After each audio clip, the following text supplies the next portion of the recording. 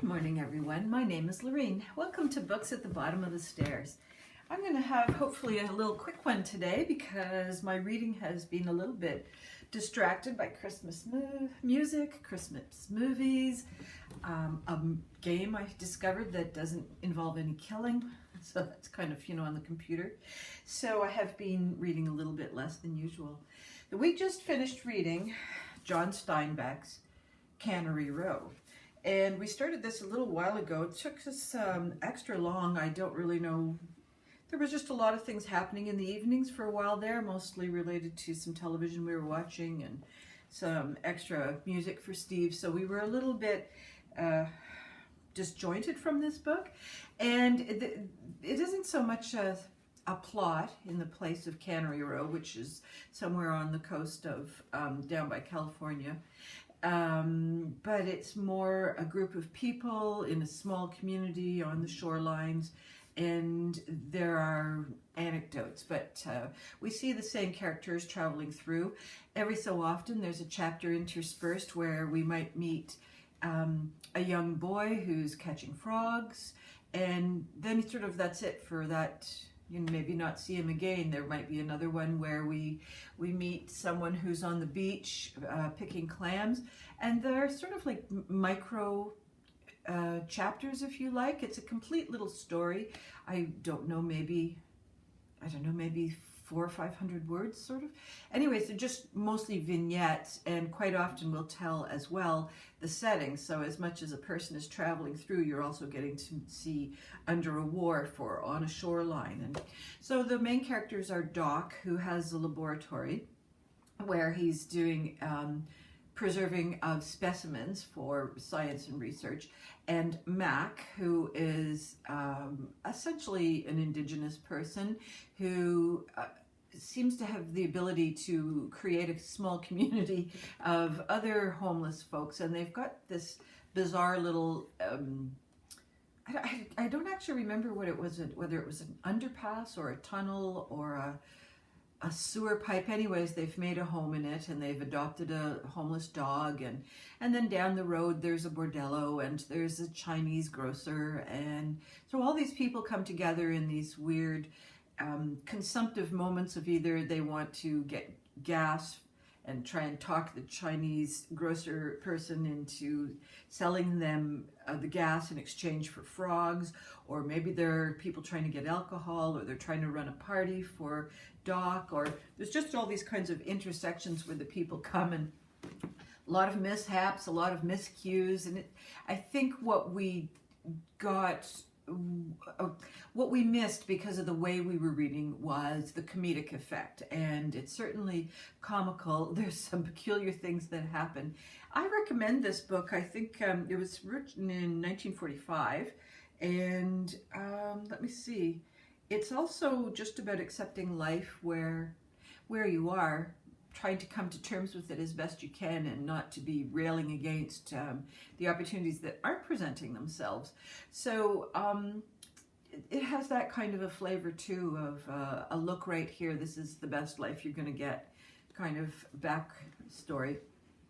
Doc turns up in another book, which I did not really pay attention to. I can't remember. John Steinbeck goes on an expedition. They're looking for specimens, and Doc is one of his fellow shipmates, and that is a nonfiction book. We did read it. We tried to read it out loud. It was boring. This is much better, and I believe, now I could be totally wrong about this, but I believe that there is a second book. I had no idea how many books Steinway wrote. I knew Steinway, that's the piano, Steinbeck. But there's 2 pages worth of books here, and Grapes of Wrath, East of Eden, a Russian Journal, A Forgotten Village. There's just plays of Mice and Men, and The Moon is Down. So I didn't realize quite how prolific he was. This is I would recommend this, not only as a read aloud. The language flows quite beautifully, the prose does as well. But also, just read it for its own sake. But yeah, that was good. I guess we started in the fall, and we've just finished up now. Now, the other one that we are currently reading out loud, we're reading 2 out loud, quite different books. This is Miss Fisher's Murder Mysteries by Kerry Greenwood, and this is the first edition, Cocaine Blues. I did watch this series once on my own because Steve wasn't interested at the time, and then we rewatched it together, and I enjoyed watching it and a second time, and so that's, I think, on Netflix. I think that's where I first saw it. I don't know where it is now. And I decided, since the series was so good, I wanted to see what the books were that inspired it. And this is very well written, very well written. It trucks along at quite nice little pace. We get to meet all the characters that you first meet in the Friday Fishers Netflix series. What you don't get to see quite as well are the visual effects. That's where the movie or the series is better than the books, in that there's just such great photography happening in that series. And Greenwood doesn't spend quite as much time on the descriptions, but there's still some pretty snappy dialogues, and the settings are interesting, getting to see both the gritty side of Melbourne and the swishy side of Melbourne. And we're only halfway through, doing a much quicker job of it, because on Literary Diversions, which I'll link below, she mentions that she and her wife read while one of them is cooking. They also read to each other while driving, and we've done that on occasion, but we don't drive enough that that's much of an issue. But reading while one of us is cooking, Steve, has really picked up the pace quite nicely. So I think that's kind of fun to do. All right, the other book that we're reading aloud is completely different, and it's part of a series, and I think we ended up reading it kind of in reverse. And what they haven't done here is, 1, 2, 3. So I think this is actually the first one. Whoops, sorry gang. A Boy Called Christmas by Matt Haig, and the illustrations are by Chris Mould. And this is a story of Nicholas, and his nickname is Christmas, and his father Joel. And the dad is a wood chopper in Finland, and Nicholas is just a young boy. And we're in the part way in the middle of it, where dad has been, I think he may have been tricked, I'm not positive yet, but he's been convinced to go on an expedition to hunt down elves and get rid of them. And no one really believes that elves are there, but the King of Finland has decided this is a necessary expedition. So Dad has just left the scene, and Joel is about to be looked after by his aunt.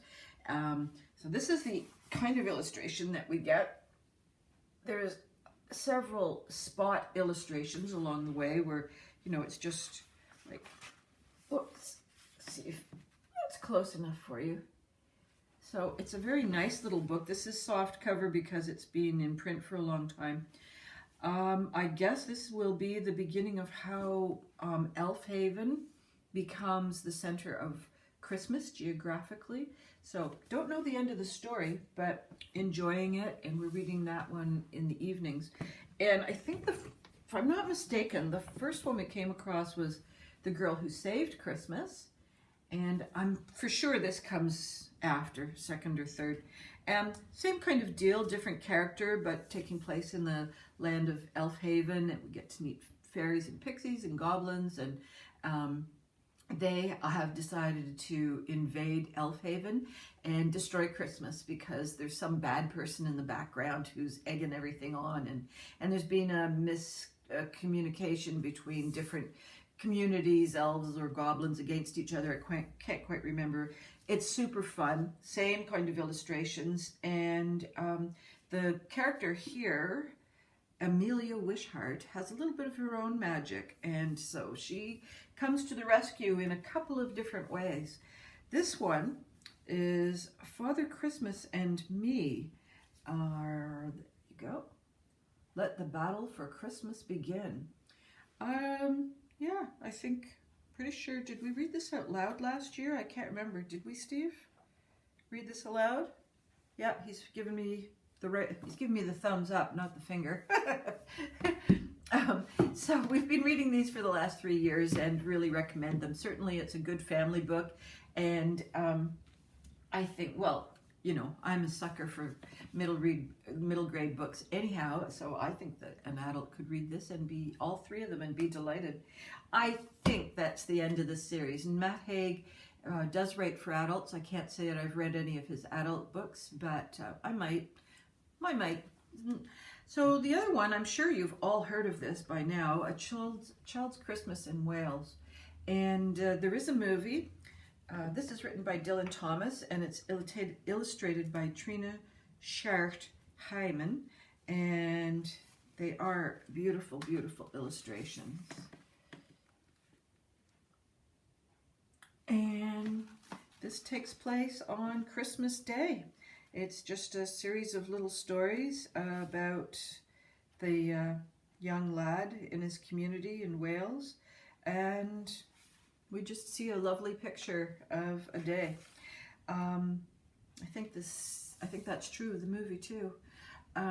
Just like an encapsulated moment. And what I like about this one is it's so much shorter than The Christmas Carol. And The Christmas Carol, I like to watch the Mickey Mouse version. I think it's only 45 minutes. Other people love the Alistair Sim version, and some people love the Muppets Treasure Islands version. I like Mickey Mouse. So anyways, that's what we're doing for the next couple of nights, reading the 1-2 books, and I'll see you next week. I hope all your reading dreams and adventures continue to come true. Bye-bye.